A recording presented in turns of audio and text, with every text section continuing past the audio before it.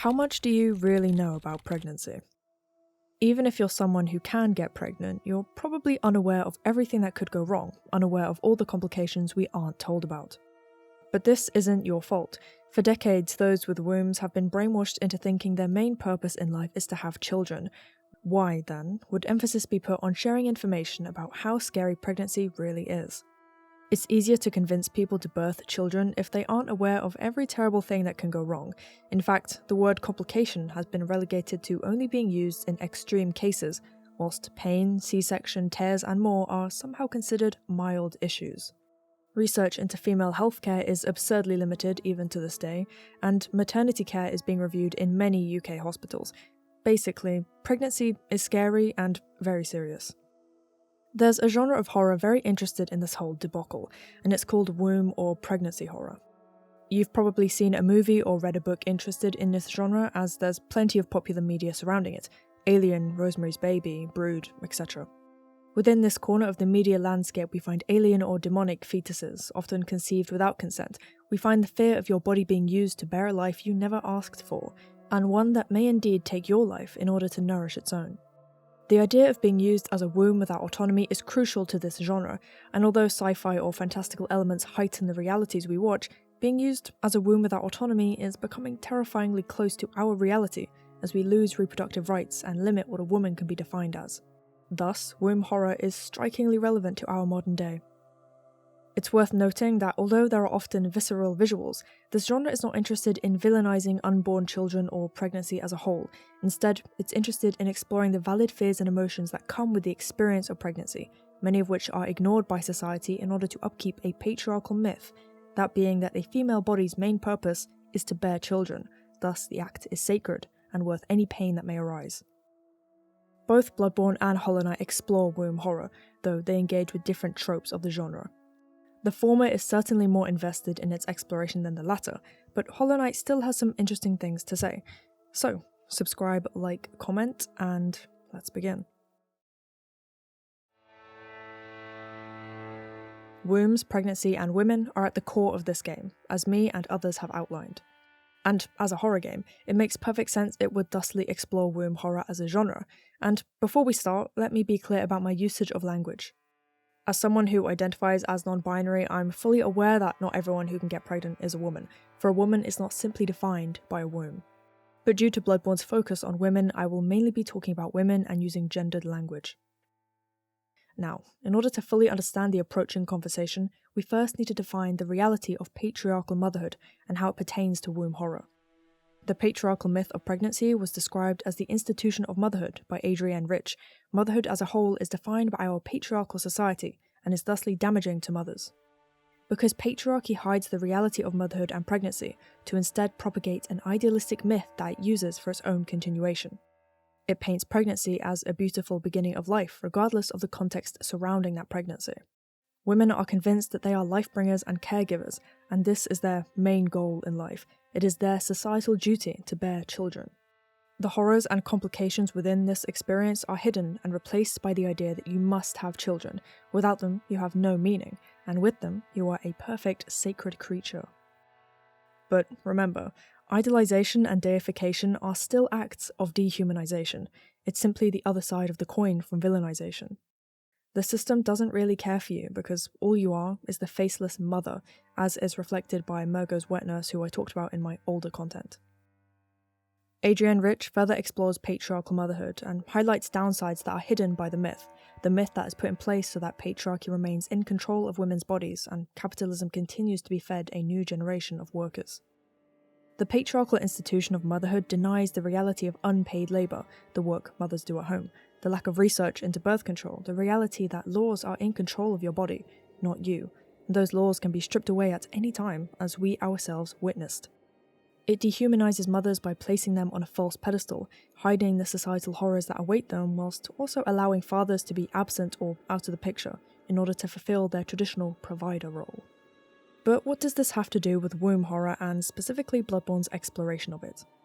Well, this genre aims to explore these harsh realities of pregnancy, through horrific means of course. It aims to show the emotional toll pregnancy, especially unwanted pregnancy, can really take on a person, especially when reproductive care is not available. horror has always been about social commentary, and this corner of it is no different. It exposes the truth of the institution of motherhood, even though those truths are often scary and maybe even offensive to some.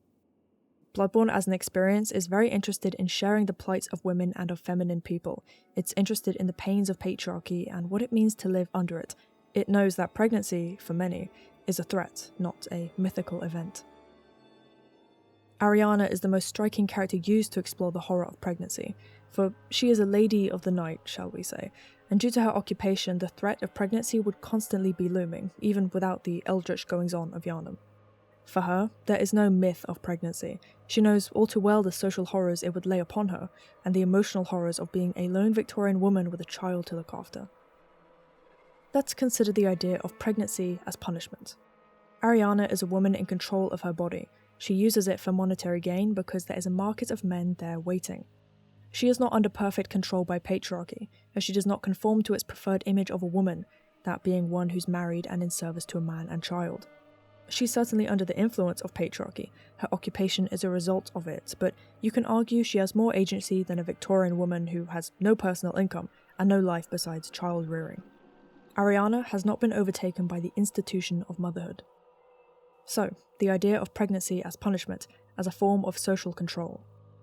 Have you ever heard someone who has fallen pregnant be insulted or told, "That'll teach you"? Have you heard them be called various dehumanizing insults because of their sexuality, told that having a child will teach them to live properly? According to these great thinkers, this punishment is a blessing in disguise, a societal shaming yet with divine implications. But this is simply an extension of patriarchal thinking. Women, like Ariana, sex workers or otherwise, are often spoken to as if their pregnancy is a divine punishment that will teach them to be normal. But is the same thinking applied to men? Well, of course not, for their identities are not profoundly tied with children, though we'll cover that more later. In Bloodborne, this concept is obviously explored as the embodiment of looming yet unseen patriarchy. Erdin is the father of Ariana's child. This pregnancy that has ruined her life and caused her suffering is patriarchal order being restored, is an unruly woman being forced into the institution of motherhood. This is the destiny patriarchy wishes to compel all women into, whether they can care for the child or not, because it keeps the status quo in check. It doesn't care for the societal circumstances that push women into this line of work, nor does it care that men don't have to take an ounce of responsibility for their bodily choices. Of course, this game disagrees with the idea that accidental and invasive pregnancy will fix a woman, because it doesn't fix Ariana, it causes her suffering, and her life is no better from it. The baby born isn't an angel sent to fix her, it's her curse that she can barely stand to look at. She is used as a warm body by Erdin, by the embodiment of the patriarch, and the divine reckoning meant to turn her into a real woman is nothing more than a horrifying birth that brings nothing even resembling liberation. Let's face reality. For many people, being pregnant is threatening. It's not a divine blessing meant to liberate the spirit through hardship, nor does it always result in a beautiful beginning of life that brings joy to everyone involved. This is something that womb horror recognizes and explores thoroughly. Being forced to carry a child you do not want is more than an inconvenience, it is life-threatening.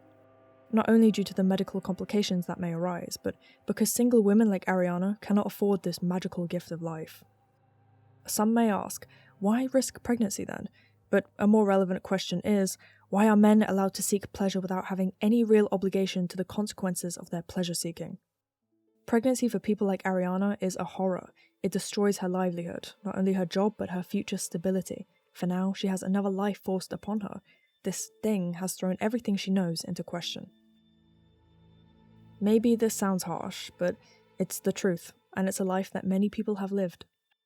The image of her child as this strange alien creature metaphorically reflects the genuine realities of people who've been forced to continue unwanted pregnancies.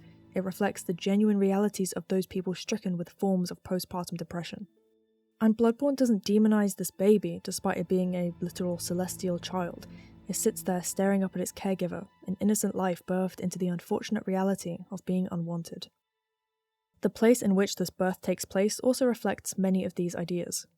Ariana is not looked after by the residents of the chapel, instead she flees to the sewers, ashamed and alone. Society at large does not care for her, even the well-meaning chapel dweller has no care in the world for a clearly troubled woman. Because, as we've discussed, women in her situation are made to feel as though they are getting what they deserve, And in general, female bodies are treated with shame and disgust. Thus, Ariana would rather face her pain alone in a cold sewer than in a supposedly protective chapel lit with incense. And I'm sure those of you listening have picked up on the hypocrisy of the institution of motherhood by now. It's at once a magical destiny for all women and a dire punishment for those who fall out of line. Though, of course, most patriarchal thinking is made from an amalgamate of mismatching ideas, as Judith Butler points out, and often the mismatching ideas benefit patriarchy by making its ideas appeal to as many people as possible. Not only does Bloodborne capture the societal punishment cast upon Ariana, but it also captures well the disregard for female pain.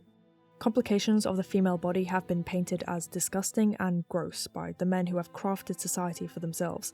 Thus, Ariana fleeing to the sewers is also a reflection of how we are taught to be ashamed of our bodies and our pain. How many people listening right now have been taught to be ashamed of menstruation? How many men know very little to nothing about it, and perhaps are even disgusted by it? And to remind you of the start of this video, how much do you really know about pregnancy? Truth is, you could literally be giving birth to an eldritch being's baby, but society would still try to convince you to hide yourself and deal with your hysterical female pain alone. And this is all horrifying, isn't it? The idea of being forced to birth a life that you cannot look after, a life that was forced upon you. The realization that the society that pretends to hold you and your baby sacred actually sees you as disposable and only pretends to care so that it can continue to control your body. Do you think Ariana would have received societal help after her baby was born, human or not?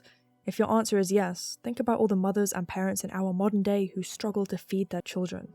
Think of all the campaigns and charities intent on stopping child poverty. Picture the modern dystopian phrase that's become all too normalized in my country, the cost of living crisis. Patriarchy is only concerned with controlling bodies and using them as wombs. Besides that, it doesn't care what happens. That is the cold truth illuminated by pregnancy horror. Though before we continue, let's establish the fact that childbirth and pregnancy can be beautiful. Neither me or this genre are stating otherwise. What is being stated is the fact that patriarchal motherhood is not beautiful in the slightest, and is instead a myth created to control bodies. Like I talk about in my gender videos, we need to look beyond patriarchy in order to create healthier versions of living. There is no joy in institutional motherhood, but there certainly can be joy in community, in medical care that truly looks after you, in society that doesn't give men a free pass to neglect their own children. But until any of this is achieved, then we must realize that pregnancy is not always a beautiful thing, and that isn't nice to think about. It isn't nice to think of innocent lives being forced into unwanted conditions. It isn't nice to think about the patriarchal myth of pregnancy not being true, that not every act of conception is sacred, beautiful, and wanted, but it is reality nonetheless. Now, what happens to people who believe in this system? Are you spared and cared for if you submit to patriarchy, engage in it, and perpetuate it? I think we find an answer through fake Yasofka.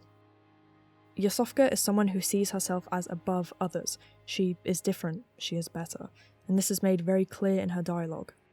She usurps the real Yasofka's clinic in order to continue the church's eldritch experiments, and it can be assumed she had previous interest in Erden due to the fact she drops the Erden Reith rune. Thus, Yasofka is allied with patriarchy. She continues the work of the church founded by Lawrence, continues the abuse of humans and the disregard for life required to evolve humanity into but another male image, that of Lawrence and his vision.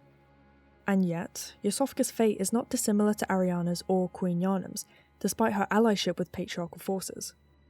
After the blood moon rises, she too is given a child by Erden, and we can find her twitching on a table, clearly in a similar pain to Ariana. It's interesting how law notes state that a womb will be blessed with a child. It reflects the previously discussed idea that every pregnancy is a sacred blessing, regardless of the context.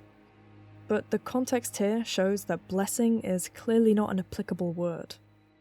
Even though Yasofka buys into the propaganda, this religious fervour, she is in just as much pain as Ariana, and just as isolated.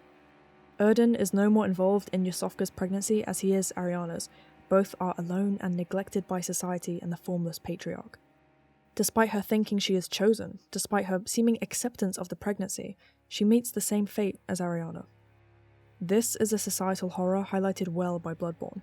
Even if you accept patriarchal motherhood, if you adhere to its whims, you're not treated as special or deserving. You're just another body. Often in this genre, the death of the mother is a core part of the horror. Yet again, we see that this genre is not as far-fetched as its supernatural aspect may suggest, because mothers dying during or around childbirth has been a historical fact, and it's certainly still relevant today. Because female pain is not taken seriously, especially pain from people of colour, and because their reproductive rights are continuing to be attacked, the threat of death is not contained to stories about chest-bursting monstrosities. And without addressing the institution of motherhood, we will never be able to give the full care mothers deserve. The fear of major complications will always be hovering over them. This is, of course, reflected in Bloodborne's exploration of womb horror, as all three of the mothers we meet come to grisly ends.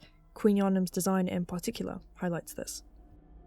Her design is the bloodiest of the women we meet, a visceral visual of the horrors surrounding pregnancy. Her hands are bound and her white dress stained with her own blood. She was in control of nothing, not even her own hands, and was used by the Pthumerians and by Erden as a womb.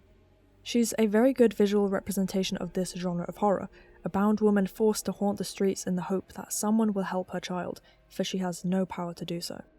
A body with no autonomy, used simply to fulfill the womanly destiny of childbirth, with no concern for her actual self.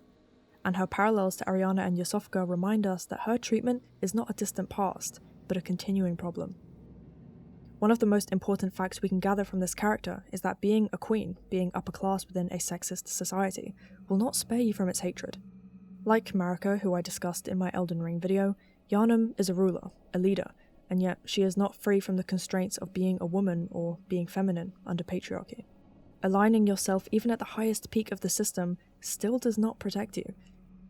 We don't have too much information on her rule or how she was treated, but we can assume that she was relatively powerless even before being used for a child, simply due to the fact her peoples thought it right to treat her the way they did. She highlights well one of the core facets of womb horror. The ability to have a child removes your sense of self, removes your autonomy and individual power. She was no longer queen, but mother to a child that was seen as exponentially more valuable than her. In my first ever Bloodborne analysis, I concluded that Erden was a somewhat benevolent male force, but I have since updated my stance. Erden is the embodiment of patriarchal society, as I've been alluding to over the course of this video. He's the ever-present, formless, and powerful male figure that watches us all. Feminist writing has taught us that we always have a man watching us, the internalized gaze of patriarchy, and I think he embodies that very obviously through his formless yet oppressive nature. He is a historical force upon the women in this game, from Queen Yharnam to Ariana. He does nothing but use their bodies, and his male followers gain nothing from praising him either. Take the Chapel Dweller. His safe haven is easily destroyed, and he harms himself in order to be connected to his god. We can assume that the other followers face a similar reality. There's one final point to explore before we conclude, and that's how pregnant bodies are used to further others' personal interests. It links into womb horror's focus on the lack of autonomy, and reflects realities where men use pregnancy to give themselves an image of accomplishment and status in the eyes of their peers, all the while being absent in the actual intricacies of raising children. Consuming umbilical cords is required to achieve the true ending, and 2 out of 4 of those are only accessible through Ariana and Yasofka. The one we find in the old workshop was assumedly taken from a mother by similar means, and we can assume the one received from the wet nurse was Murgo's, thus it was ripped from Queen Yharnam. Bloodborne clearly states that there is knowledge to be gained from pregnancy. There is something deeply valuable to be learned in the process of bringing life into the world, for we need umbilical cords to ascend to godhood. The Healing Church and Bergenworth understood this value, but instead of caring for the mothers and women involved, Willem and Lawrence simply used their bodies for personal gain. The Church used women as blood saints, and Willem went so far as to use the body and child of Cods to further his knowledge. Female bodies were used for personal gain without care for the actual people. By continuing propaganda that elevated blood saints and pregnancy to high levels, these patriarchal forces could continue to use bodies without considering the harm being done unto them. And we, as protagonists, directly engage in this behaviour, as we use and disregard the mothers we meet in order to steal their umbilical cords and use them to ascend. Moreover, we use the women we meet as blood saints, despite sainthood causing deep psychological harm to the women involved, as we see through Adela's questline. There is no option to speak kindly with these women, to consider them, to consider their pain. We don't even choose to actively help Queen Yharnam. Her interests coincidentally align with ours, and we help her not from altruism, but from the selfish desire to use Murgo for our own gain. This society conditions us to use women for our own means, just as it conditions the men of Yharnam to use Ariana's body, just as it conditioned the Thumerian people to bind their queen in rope and use her womb for their own interests. Womb horror is not simply about the complications that can occur within a pregnant body, nor is it about fear-mongering or degrading the act of childbirth. Instead, it highlights the societal horrors that women and pregnant people have to face, the shame, the disregard, the mythological deification. Yes, it does shine light on the terror of complication, the anxiety and fear upon discovering how the body really reacts to pregnancy, but as we see here in Bloodborne, it is such a valuable and enlightening genre. I think Bloodborne uses it excellently as part of its exploration of women and femininity, and I think the reality of pregnancy is something extremely relevant to us today, as our reproductive rights are threatened, if not downright revoked, all across the globe. That's the end of our Bloodborne discussion, but before we move on to Hollow Knight, let me remind you all to subscribe and let me say Happy New Year. I hope your 2026 is starting off well, and I hope you're enjoying the video so far.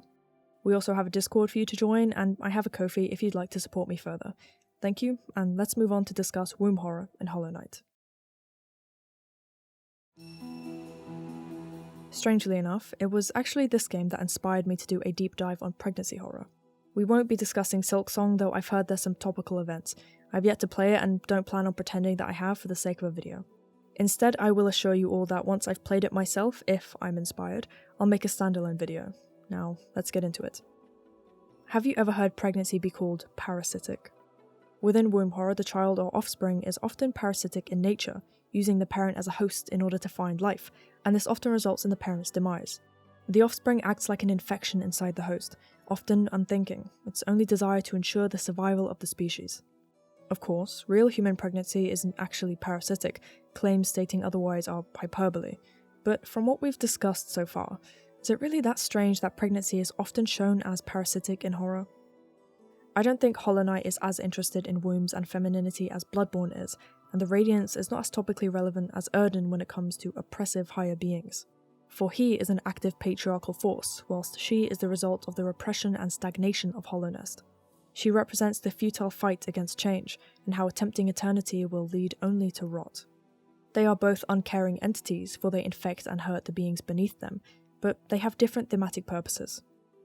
Nonetheless, the game still engages with womb horror, and specifically the section of it that explores infectious pregnancy. In this game, the infection uses bodies as wombs to propagate itself, perhaps even uses the womb itself. This is most strikingly apparent when you find the glowing womb charm, hidden in a corner of the forgotten crossroads atop a pulsing body. The bug is surrounded by pustules of infection that have spread to its lower half, visually akin to eggs or some form of living cell. This appears to be a very late stage of infection wherein you lose complete control over your body, your only purpose now being to birth infected hatchlings and allow for the veins and growths of infection to nest around your body. The centre of the horror here is the loss of bodily autonomy, as in Bloodborne, wherein an eldritch will is forced upon you. Becoming infected is described as joining a union, becoming one with Radiance and the rest of the infected. It sounds a lot like a hive mind, and it brings to mind fears of losing your individuality, which we see affects the majority of Hollownest's population. Not only is the loss of autonomy important to this genre, but so is the loss of individuality, your singular existence as a human being. Simone de Beauvoir highlights how, similarly to the horror of hive minds, pregnancy removes your individuality. You're no longer your own person, you're now a slave to the species. Woman, like man, is her body, but her body is something other than herself. I think this works really well with the imagery of infection. You are your body, but your body is now something other than yourself. It goes beyond you. You as a concept, as a person, you don't exist anymore. When you have a child, you are now parent, never to be seen as singular again, and when infected, you are similarly part of a greater whole. There is certainly horror in that. Those who can bear children will always be expected to discard individuality for the sake of children. Their own individual existences are seen as disposable. And this emotionally can feel akin to infection from your own species that you feel enslaved to.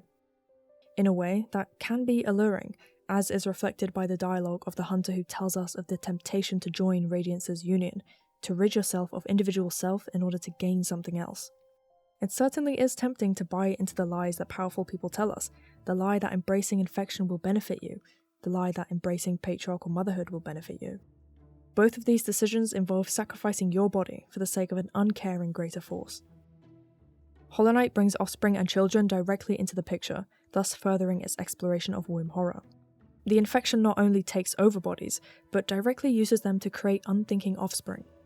The glowing womb charm creates infected hatchlings from your soul, which we can assume is what's happening to the selection of bugs being used not only as carriers of infection, but as bodies to create the infection's offspring. It's worth noting that these hatchlings are uncaring creatures that live only to protect their parent. They live only to further propagate and protect the species, continue the infection and spread the union without a mind of their own.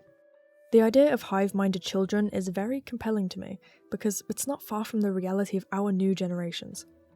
Hive-minded offspring in this genre reflects the social fear that we are indoctrinating and raising children to be nothing more than the next generation of sufferers. The fear that our human offspring will not think for themselves, will not change anything, will simply live to protect the status quo being infection. The fear that our bodies will be used and controlled to create drones who want nothing but what they're fed. Again, we see the striking relevance of womb horror. Literacy rates are going down, technology is being used as a substitute for adequate parenting, vaccinations are being denied, Gen Z has a significant amount of youth turning right-wing. These offspring of our infected culture are quite honestly akin to hatchlings. They have no literacy, they do not think for themselves, they live only to spread the infections of our modern age. Let's get back to the loss of self, the loss of control over your own body. This concept is imperative to womb horror, and thus it melds nicely with infection horror, as we can see. The infected are no longer themselves, they are no longer thinking individuals, their bodies are being used as birthing grounds in order to bring Hollownest into Radiance's union. In a world where reproductive rights are threatened, a world where people are pressured to have children they cannot look after at the expense of their own bodies and minds, exploring pregnancy as infection seems very fitting. Comparisons of infection and pregnancy in horror also allow us to remember that not every person who can get pregnant can actually survive the process, or get through the process without majorly detrimental effects on their body. This is something the institution of motherhood likes to hide, and also why reproductive rights are so desperately important. In Hollow Knight we see bodies twisted out of shape, people turned into nothing but bodies used to propagate another life form. The bugs reduced to wombs do not survive the process, and neither do many mothers who may be young, chronically ill, prone to infection. For these mothers, being reduced to a body is a life or death experience. It's nothing more than a grisly infection wherein they're forced to give birth by higher, untouchable beings who wish for nothing but continued control over bodies. Before we end today's video, let's take a look at the Vessels and the White Lady.